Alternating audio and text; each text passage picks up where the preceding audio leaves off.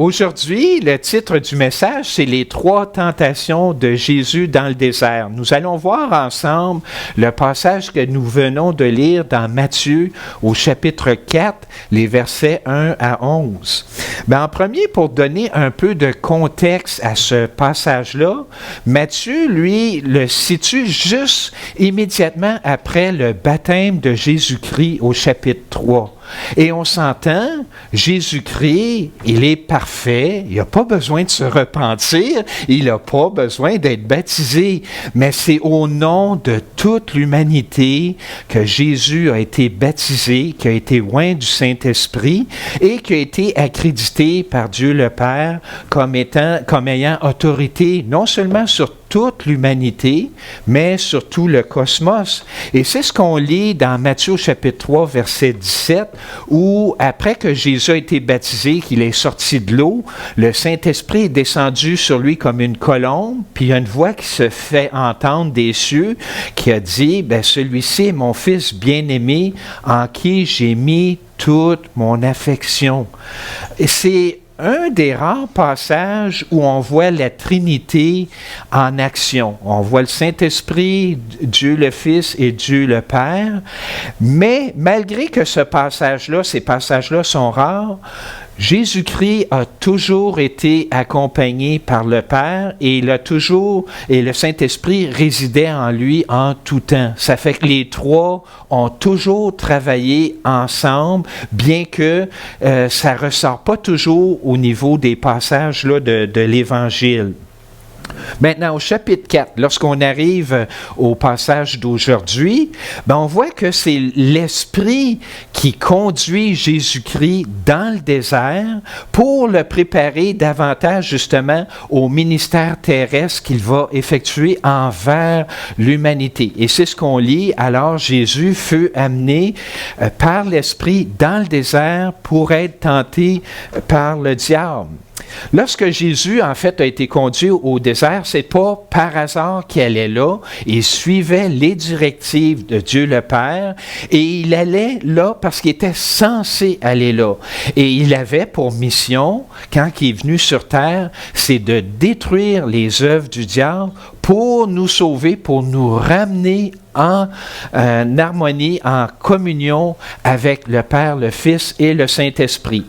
Jean, dans sa première épître, nous dit au chapitre 3, verset 8, « Celui qui pêche est sous le règne du diable, est influencé par le diable, et le diable, lui, pêche dès le commencement, mais le Fils de Dieu, pourquoi qu'il a paru? C'est justement pour mettre un terme à ce règne-là, pour faire cesser les œuvres du diable. Le séjour de Jésus-Christ, 40 nuits et 40 jours de jeûne, Matthieu ici veut établir un parallèle avec Moïse. Pourquoi Moïse? Moïse était le médiateur de l'ancienne alliance. Mais là, Matthieu lui introduit la nouvelle alliance et il introduit le nouveau médiateur entre les hommes et Dieu, Jésus-Christ, pour la nouvelle alliance, la grâce. Et d'ailleurs, un des passages qu'on retrouve dans Deutéronome, au verset 15, chapitre 18, « L'Éternel, ton Dieu, te suscitera du milieu de toi, d'entre tes frères, un prophète comme moi, vous l'écouterez. » La semaine dernière, on a vu avec le message sur la transfiguration que Marilyn nous a fait, qu'on a entendu une voix que ça disait « Voici mon Fils bien-aimé, écoutez-le. » C'est Jésus qu'il faut écouter.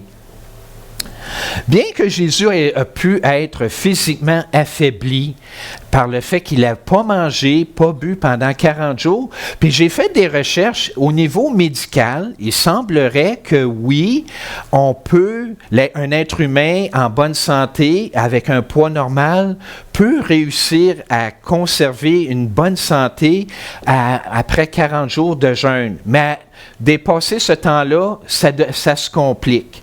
Autrement dit, juste pour donner quelques informations physiques, le corps humain est conçu pour être capable de jeûner. Et c'est un bienfait pour le corps, dans ce sens où ce qui arrive après quelques jours de privation, ce sont les cellules dysfonctionnelles de notre corps qui périssent et qui libèrent de l'énergie pour les cellules saines de notre corps qui prennent cette énergie-là vu que le métabolisme est réduit. Par contre, ça, j'ai été surpris. Ça m'a surpris d'apprendre ça. Ce que le corps humain a de la difficulté à se défendre, c'est lorsque on donne des surdoses de nourriture, des excès de nourriture à répétition. Ça, c'est pas bon pour le corps, puis le corps a de la misère à se défendre contre ça, ces surdoses de nourriture-là, et ça mène à des maladies cardiovasculaires. C'est bon à savoir. C'est juste un petit aparté pour dire que physiquement, oui, ça peut être possible de jeûner 40 jours et 40 nuits.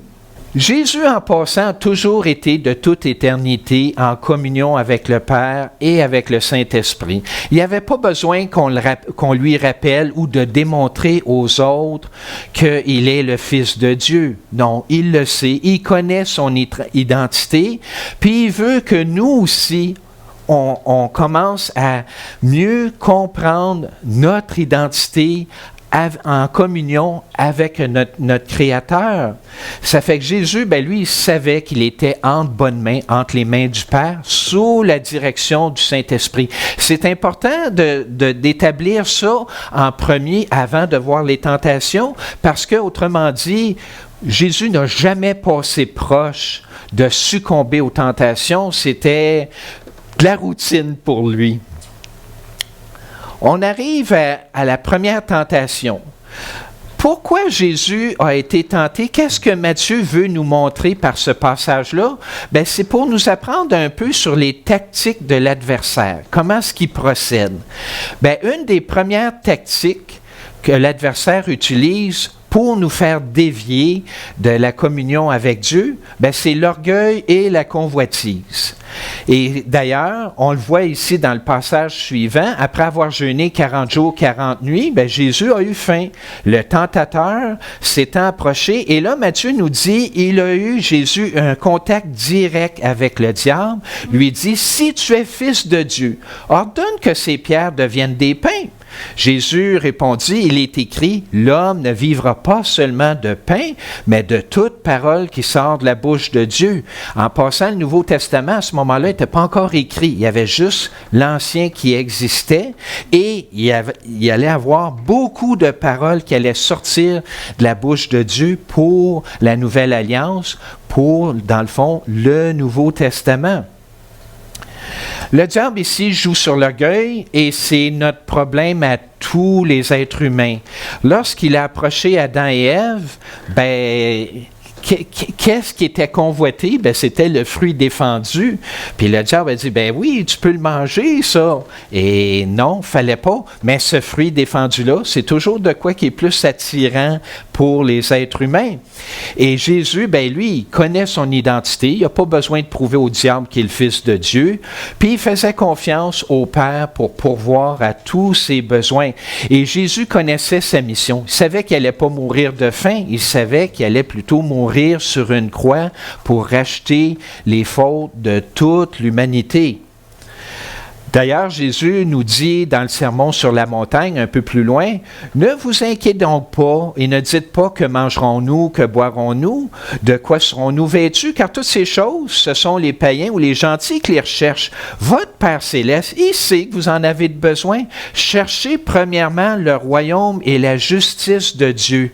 Cherchez, autrement dit, à aimer Dieu de tout votre cœur, à aimer votre prochain comme vous-même et à répandre la bonne nouvelle. C'est ça, rechercher la justice, le royaume de Dieu. On a été créé pour être en relation d'amour avec notre Dieu Trine, pour être aussi en relation d'amour avec notre prochain et pour annoncer justement cette bonne nouvelle-là que Jésus est venu nous sauver. Et toutes ces choses-là matérielles vous seront données par-dessus. Ne vous inquiétez donc pas du lendemain. Le lendemain aura soin de lui-même. À chaque jour suffit sa peine.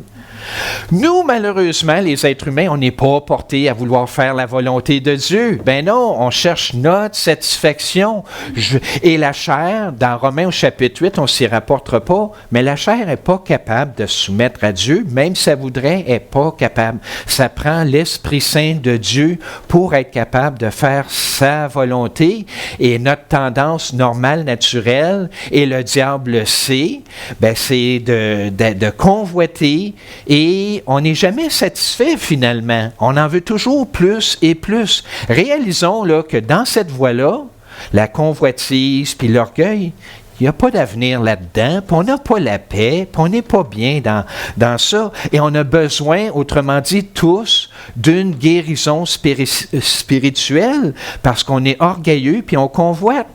C'est ça qui est difficile à faire réaliser aux gens. Quand Paul écrit à Timothée, qui dit « Sache que dans les derniers jours, en fait, ça a toujours été comme ça. Il y aura des temps difficiles. Les hommes ne sont pas égoïstes depuis tout récemment, là. Ben non, ça fait depuis 2000 ans et plus qu'ils sont égoïstes, amis de l'argent, fanfarons, hautains, blasphémateurs, rebelles à leurs parents, ingrats, irreligieux, insensibles, déloyaux, calomniateurs, intempérants, cruels, ennemis des gens de bien, traîtres, emportés, enflés d'orgueil, aimant le plaisir plus que Dieu. Je vous ai-tu appris quelque chose de nouveau sur la nature humaine? Pas vraiment, je pense. Ben, ça, c'est pour montrer, ouais, on a besoin d'un guérisseur. C'est pas juste de nous montrer nos défauts, ouais, on est orgueilleux, mais Dieu nous laisse pas tomber, ouais, c'est-tu de valeur, hein, t'es orgueilleux, puis tu convoites.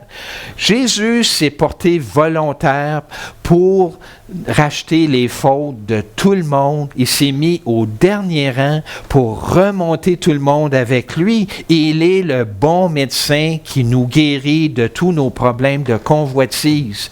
La semaine dernière, notre pasteur nous a expliqué les 3 environnements, ou si vous voulez, les 3 ministères, celui de l'amour, de la foi, de l'espérance. Lorsqu'on annonce Jésus-Christ aux autres comme étant le bon médecin qui nous guérit, ben c'est ça qui est l'environnement de l'amour ou le ministère de l'amour. Que les gens sachent autour de vous que vous êtes disciples de Jésus-Christ, que vous avez sa paix. Comme ça, de temps en temps, ils vont peut-être poser des questions. Comment tu fais, toi, pour affronter telle et telle situation qui est angoissante? On ne sait jamais. Et Jésus, d'ailleurs, dit, « Venez à moi, vous tous qui êtes fatigués, stressés, angoissés, chargés, qui sont découragés. Je vais vous donner le repos que vous voulez avoir. Prenez mon joug, mon attelle, travaillez en équipe avec moi. Là. Je vais porter le gros de la charge et recevez, puis ça c'est important pour la deuxième tentation, recevez mes instructions, mes enseignements, recevez-les. Je suis doux et humble de corps, et vous trouverez du repos pour vos âmes, car mon joug est doux et mon fardeau léger. Deuxième tentation, ben en fait, c'est l'ignorance ou la mauvaise connaissance de Dieu. Le diable joue là-dessus. Il y a beaucoup de faux prophètes, beaucoup de fausses nouvelles.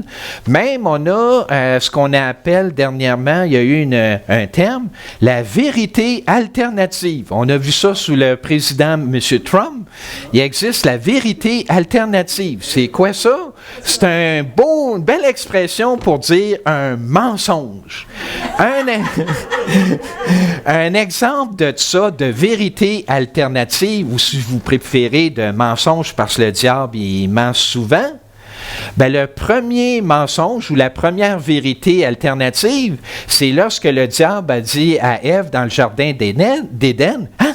Tu vas mourir? Voyons donc, où t'as été chercher? Ben non, tu vas pas mourir! » Première vérité alternative, ou mensonge, si vous voulez. Bon, bien ici, on arrive dans la deuxième tentation du Seigneur. Le diable le transporta dans la ville sainte, le plaça sur le haut du temple et lui dit, « Si tu es le Fils de Dieu, jette-toi en bas, car il est écrit, il donnera des ordres à ses anges à ton sujet. Ils te porteront sur les mains et de peur que ton pied ne heurte contre une pierre. » Jésus lui dit, « Il est aussi écrit, tu ne tenteras pas le Seigneur, ton Dieu. » S'il y en a un qui est bien placé pour citer adéquatement les Écritures, c'est Jésus-Christ. Le diable, lui, a cité le psaume 91, versets 11 et 12, hors contexte, où justement Dieu promet d'aider ceux qui se mettent sous sa protection, mais il ne promet pas d'aider ceux qui volontairement se mettent en danger. Et le diable connaît les Écritures, mais il fait exprès de mal les interpréter et de les citer hors contexte, et il n'obéit pas en général aux Écritures. Il en tord le sens. Et dans ce cas-ci, il voulait forcer Jésus-Christ à se suicider pour forcer la main à Dieu le Père pour qu'il intervienne. Mais Jésus, non, c'est pas sa mission. Ça ne l'intéresse pas d'agir comme ça. De nos jours, c'est ça qui est dangereux. Vous le savez, où est la vérité? La vérité, ce sont les enseignements de Jésus-Christ, mais ça se perd, ça. Il y a beaucoup de faux évangiles, il y a beaucoup de moyens comme pour faire sortir les êtres humains de leur relation d'amour avec notre Dieu Trine. On n'a pas besoin de preuves de l'amour de Dieu. Il l'a fait déjà à la croix. Avec sa vie parfaite d'obéissance, il l'a offerte pour nous, pour racheter les péchés de toute l'humanité. Et Paul écrit d'ailleurs dans 2 Corinthiens chapitre 11, versets 13 à 15, « Ces hommes-là qui prêchent de faux évangiles, ils se déguisent en apôtres du Christ. » Et ça, c'est pas étonnant, puisque Satan lui-même se déguise en ange de lumière. Il n'est pas étrange que ses ministres se déguisent aussi en ministres de justice. On reconnaît les arbres à leurs fruits. Ça va arriver des fois que vous allez entendre l'évangile de la bonne prospérité matérielle ou de la bonne santé physique. On vit dans un monde déchu. Nous ne sommes pas à l'abri des épreuves. Et Jésus nous a promis quelque chose si on allait le suivre. Des épreuves. Jésus, lui, qui est la parole de Dieu faite chair, il ne tombe pas dans ces pièges-là. On peut se fier à lui, à ces enseignements-là. Ici, il a fait allusion à Deutéronome, verset 16, dans le chapitre 6, où, justement, il relate un épisode où le peuple demandait un signe pour montrer que Dieu est au milieu d'eux. Et nous, le signe, c'est la croix, le grand amour.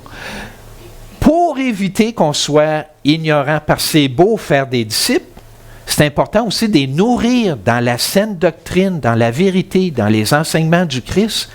Jésus-Christ a donné pas seulement le Saint-Esprit aux gens, qui vient habiter en nous pour nous guider, mais il donne aussi l'Église afin qu'on s'entraide, qu'on s'encourage les uns les autres pour le perfectionnement des saints. Et c'est ce qu'on voit, c'est le ministère de la foi, s'édifier les uns les autres. Et c'est ce que Paul écrit ici au niveau de l'Église. Le Christ a donné les uns comme apôtres, les autres comme prophètes, comme évangélistes, pour le perfectionnement des saints, pour que vous arriviez à aimer Dieu de tout votre cœur et aimer votre prochain comme vous-même et à répandre cette bonne nouvelle-là. C'est ça, être parvenu à l'état de la foi, de la connaissance du Fils de Dieu, c'est de connaître notre identité. Nous avons été créés pour être en communion avec Dieu et faire sa volonté plutôt que je fais la mienne puis je succombe à toutes sortes de désirs. Non, on n'a pas été créés pour ça. On n'est pas heureux à agir comme ça. Et finalement, la troisième tentation, ça concerne l'idolâtrie. Ici, je vais le dire tout de suite, l'idolâtrie, c'est tout ce que vous mettez en premier à la place de Dieu. Ça peut être un conjoint, ça peut être un travail, ça peut être l'argent. Ici, dans ce cas-ci, bien sûr, on ne va pas adorer le diable, là, mais c'est tout ce que vous avez en premier dans votre vie à la place de Dieu, c'est une idole. Le diable ici, dans Matthieu chapitre 4, versets 8 à 11, transporta Jésus sur une haute montagne et lui montra tous les royaumes du monde avec leur gloire, puis lui dit, « Je te donnerai toutes ces choses si tu te prosternes et m'adores. » Jésus lui dit, « Retire-toi, Satan, car il est écrit, tu adoreras le Seigneur ton Dieu, tu le serviras lui seul. » Alors le diable le laissa, et voici des anges vinrent auprès de Jésus pour le servir. Jésus ici cite le verset de Deutéronome chapitre 6 verset 13 qui dit de rendre un culte à Dieu seul. et pas faire d'idolâtrie. Le diable offrait à Jésus la possibilité de devenir un messie politique, militaire, ce que les Juifs attendaient, mais Jésus connaissait sa mission, ne voulait rien savoir d'un monde temporaire déchu. Il amène le royaume de Dieu qui est beaucoup mieux. Et ce changement-là de mission que le diable ferait, non, Jésus se tient loin de ça. Ça implique que nous aussi, il y a des sacrifices parfois à faire. On n'ira peut-être pas à la croix comme Jésus l'a fait, mais on a pareil des choses à sacrifier pour mettre Dieu en premier dans notre vie. Vous êtes ici aujourd'hui dans une réunion de culte pour remercier Dieu. Bien, vous n'êtes pas en train de faire d'autres choses. Vous mettez Dieu en premier. Bien, des fois, ça exige des sacrifices pour faire ça. Jésus sait que ça ne sert à rien de gagner le monde si on perd notre âme. Ce monde physique-ci, bien, on le sait, c'est temporaire, il est appelé à être bientôt remplacé par le règne de Dieu. En attendant, bien, c'est d'apprendre à faire confiance à Dieu qui est en charge de tout. Et de ne pas délaisser nos assemblées, parce que ça, c'est l'antidote à l'idolâtrie. Vous voulez savoir comment mettre Dieu en premier? Bien, venez aux assemblées. Ça va être déjà un premier pas dans la bonne direction. Et c'est ce qu'on appelle le ministère ou l'environnement de l'espérance. Rendre un culte à notre Dieu, à qui on doit tout. Il doit la vie. Sans lui, on ne serait pas en vie. Jésus a dit à ses disciples, si quelqu'un veut venir après moi, qu'il renonce à lui-même et qu'il porte sa croix. Et que sert-il à un homme de, tu sais, il y a tout, mais qui finalement, il ne me suit pas? Ben, ça ne marche pas, là. Le Fils, un jour, va venir dans la gloire, va établir son règne. Arrangeons-nous pour être là, pour être avec lui. Lorsque Jésus il donne des ordres au diable de se retirer, bien, il montre que c'est lui, Jésus, qui domine sur tout. En fait, le diable, c'est un peu comme l'ancienne alliance, la loi. La loi était là pour nous montrer notre incapacité, qu'on a besoin d'un sauveur. Bien, le diable, c'est un peu la même chose. Il est là pour nous montrer nos défauts, puis dans mon cas, oui, il m'en montre pas mal.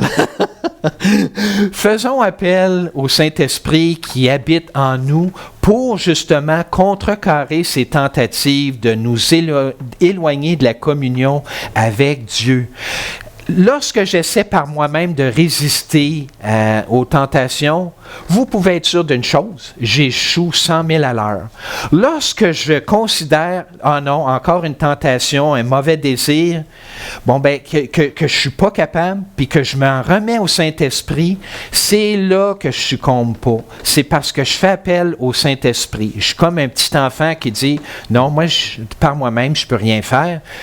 Puis je suis même parfois arrogant, je vous dirais, Saint-Esprit, je sais que tu ne me laisseras pas tomber, tu vas me sortir de cette tentation-là, de ces mauvais désirs-là.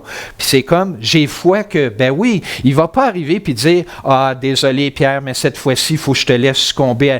Non, non. 100 fois sur 100, le Saint-Esprit, quand on fait appel à lui, il faut s'habituer à faire appel à lui et non à compter sur nos propres forces. Ben lui, il nous sort de la tentation, il nous fait aller dans une autre direction. C'est pour ça que Jacques nous dit, soumettez-vous à Dieu, faites appel à lui, puis ayez confiance qu'il va intervenir. Et comme ça, vous allez résister au diable, puis comme vous êtes en communion avec Dieu, bien, il va s'enfuir loin de vous. Jésus, dans le fond, a offert sa vie parfaite en sacrifice. Il n'a jamais succombé à aucune tentation, lui qui a été tenté en tout point. La victoire de Jésus remportée à la croix, bien, ça nous donne la justice et la vie abondante de communion avec notre Dieu trine d'amour.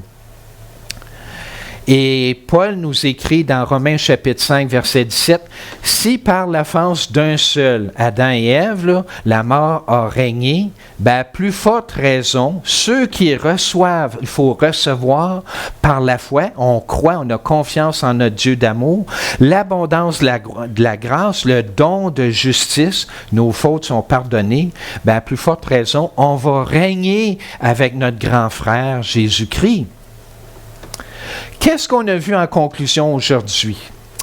Bien, lors des 3 tentations au désert, bien, Jésus a tout le temps fait la volonté du Père, puis il a compté sur sa provision pour être nourri physiquement.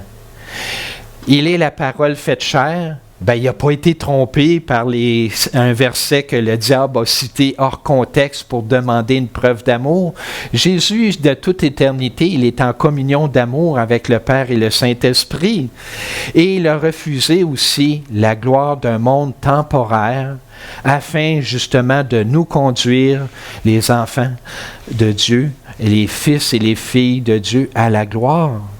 Dans notre cas, pour résister aux tentations du diable, Jésus nous équipe de 3 environnements, ou 3, si vous préférez, ministères. Il nous équipe, entre autres, du ministère de l'amour. Il nous donne le Saint-Esprit, puis il nous demande de partager cette bonne nouvelle-là, selon l'inspiration de l'Esprit Saint, avec les autres. Parce que les autres aussi ont besoin d'être guéris de leurs problèmes d'orgueil et de convoitise. Il nous donne aussi nos frères et sœurs en Jésus-Christ, l'Église, par le ministère de la foi. On s'équipe, on s'entraide les uns les autres à mieux connaître notre Créateur. Et on est moins susceptible d'être ballotté à toutes sortes de vents, de doctrines, de fausses philosophies. Et finalement, il nous équipe aussi dans le ministère de l'espérance qui est le culte, l'assemblée chrétienne, où on s'éloigne de l'idolâtrie pour mettre en premier dans notre vie Jésus-Christ. C'est lui le sauveur de toute l'humanité. Écoutons-le.